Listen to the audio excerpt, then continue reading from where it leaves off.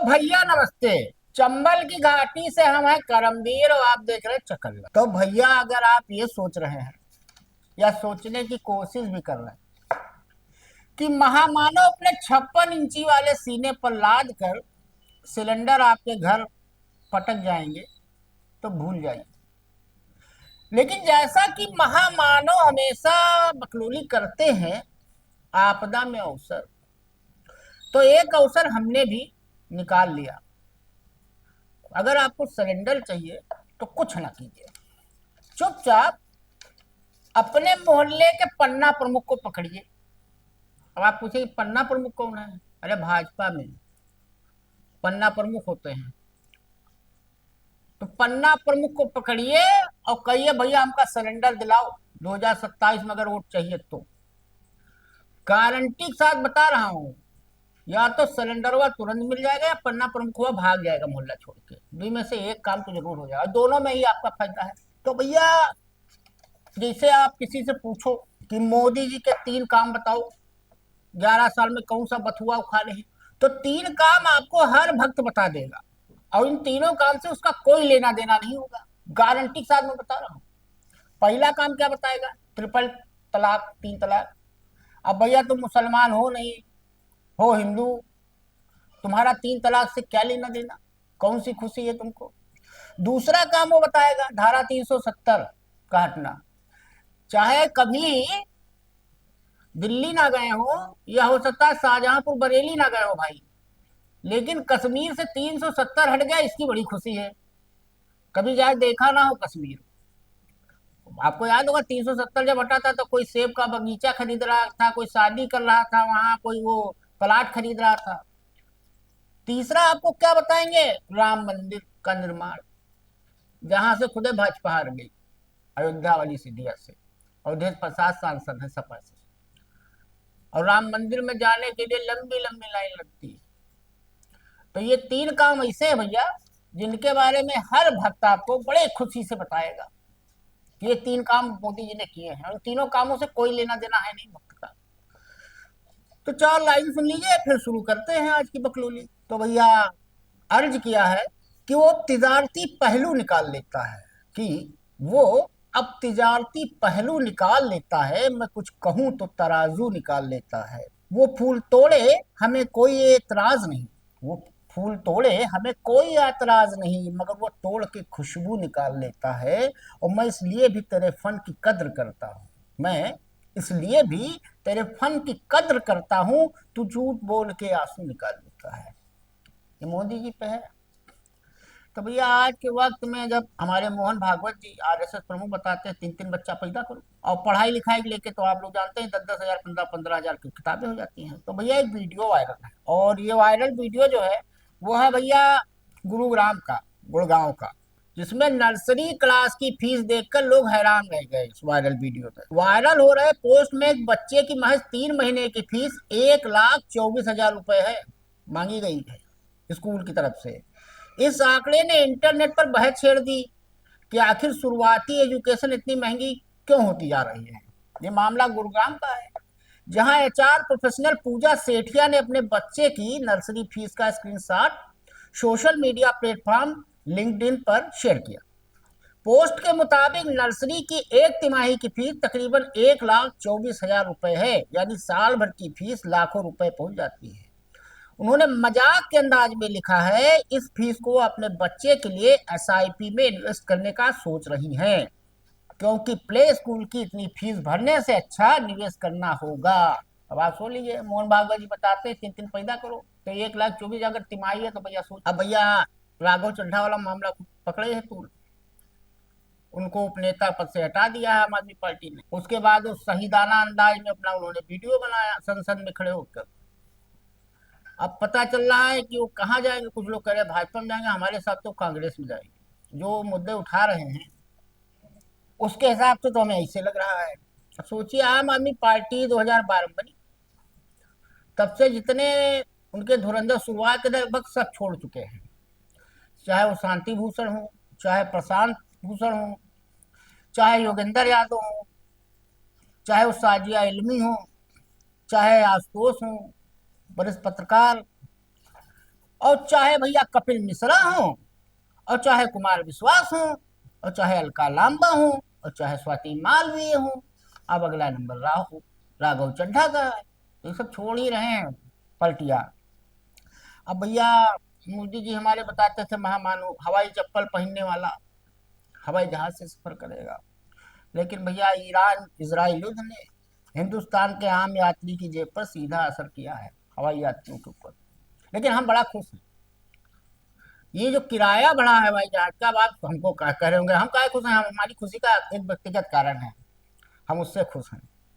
तो भैया कच्चे तेल की सप्लाई बाधित होने से एविएशन टरबाइन फ्यूल यानी एटीएफ जो होता है की कीमतें बढ़ चुकी हैं, और एयरलाइंस ने फ्यूल सरचार्ज भी थोप दिया है।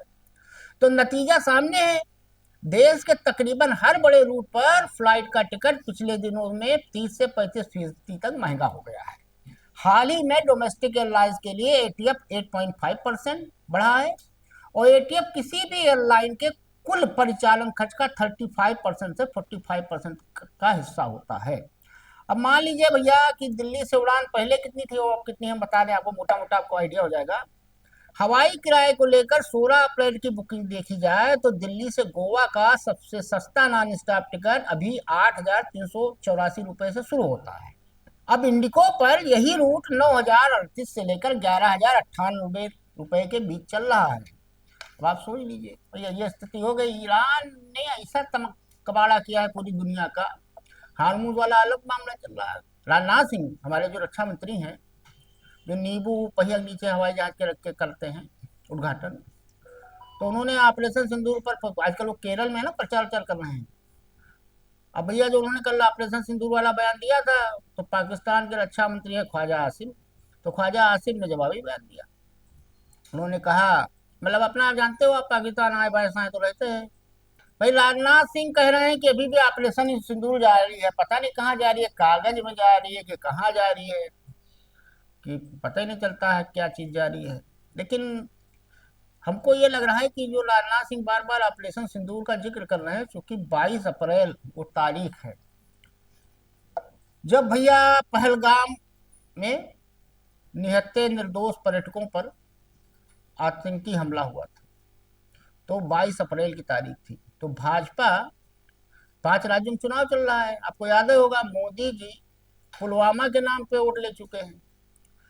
तो 22 अप्रैल को भुनाने के लिए ही राजनाथ सिंह बार बार राग अलाप रहे हैं ऑपरेशन सिंदूर का, चुनाव हम भुना लेंगे।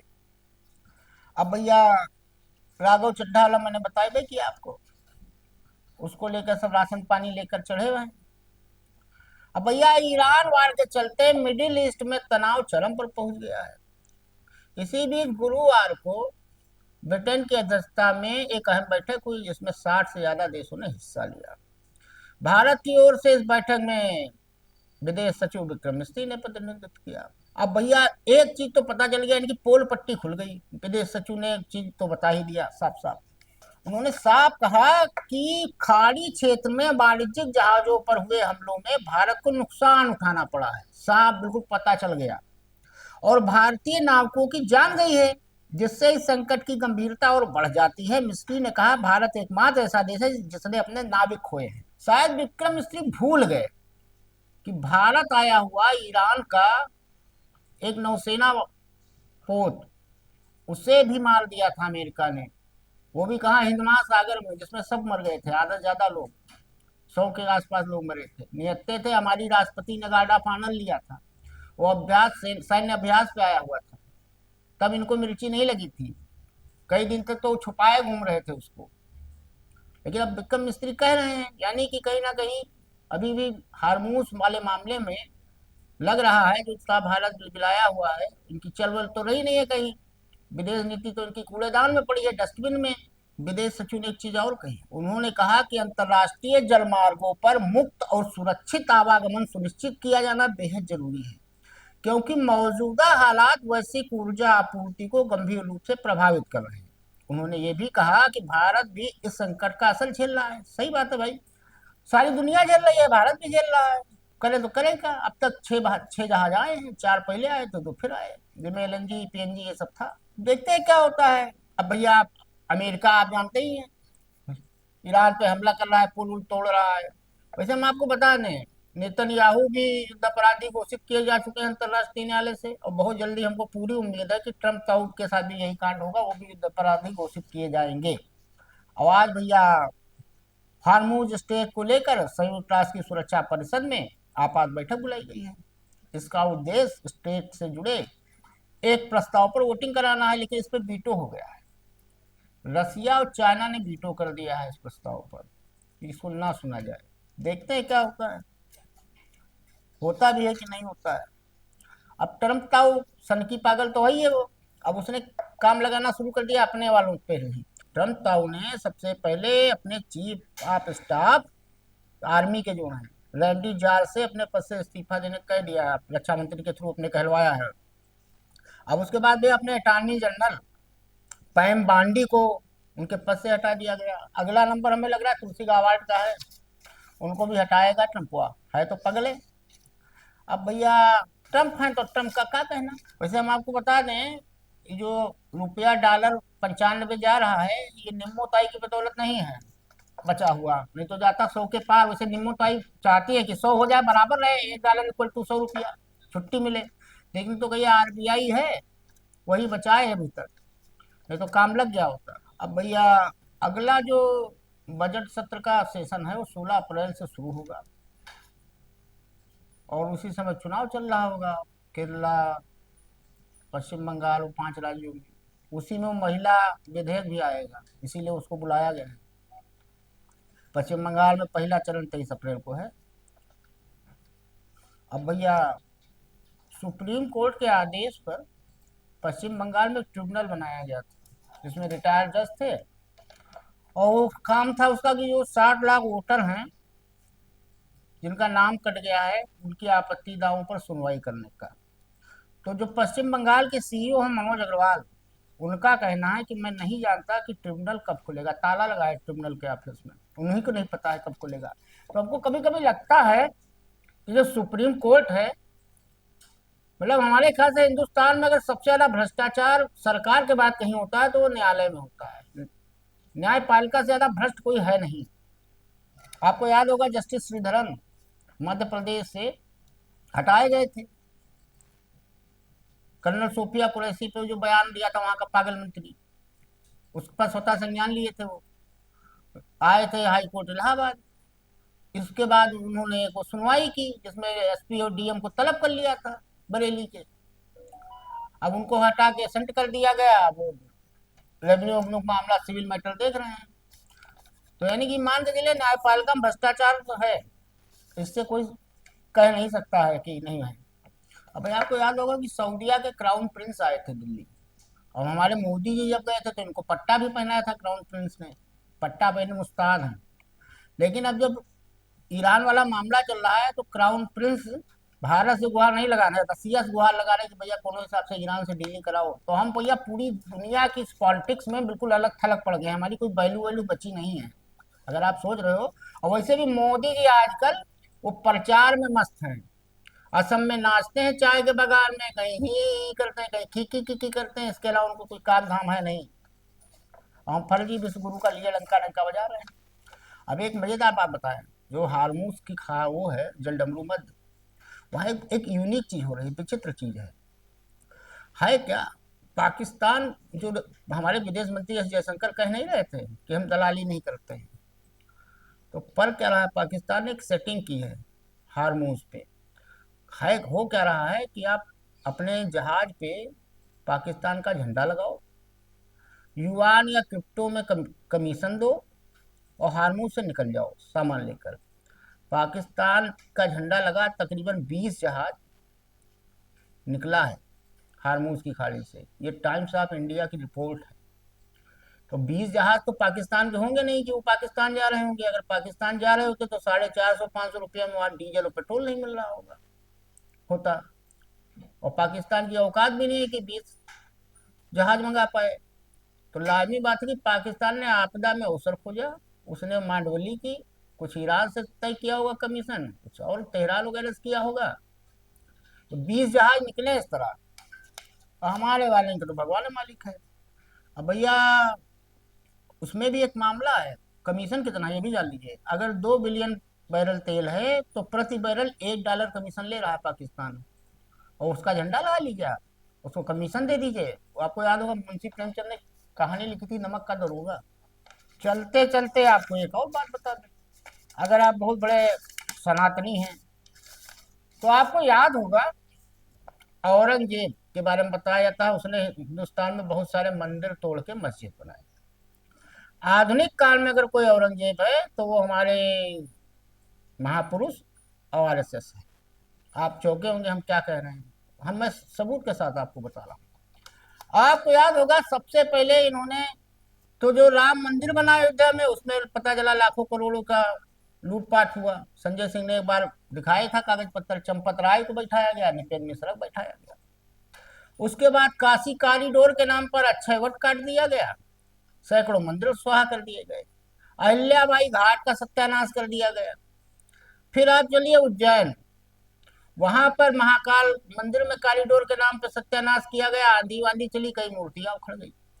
फिर आइए मथुरा, मथुरा में सड़क चौड़ीकरण के नाम पे सत्यानाश किया गया, वहां पे बाकी बिहारी मंदिर में खूब बवाल हुआ। अब अगला जो नंबर है वो जगन्नाथपुरी का है। आपको याद होगा उड़ीसा में इस समय सरकार बीजेपी की है, तो जगन्नाथपुरी में 2018 में जो वहाँ का भंडार है, जहाँ पर कोष जमा होता है, उसकी चाबी गायब हुई थी। तो उस समय रिटायर्ड जस्टिस थे रघुवीर दास, तो पटनायक बाबू ने, नवीन पटनायक ने कमेटी बनाई थी और रघुवीर दास जस्टिस को उन्होंने जांच कमेटी बना के सौंपी थी जांच करने को। आज तक नहीं पता चला उस रिपोर्ट का क्या हुआ। अब भैया 2026 में अब आरबीआई ने एक एसओपी तैयार की है। एसओपी में जियोलॉजिस्ट हैं और आरबीआई है, सरकार ने तैयार की है उड़ीसा के, आरबीआई और जियोलॉजिस्ट को मिलाकर।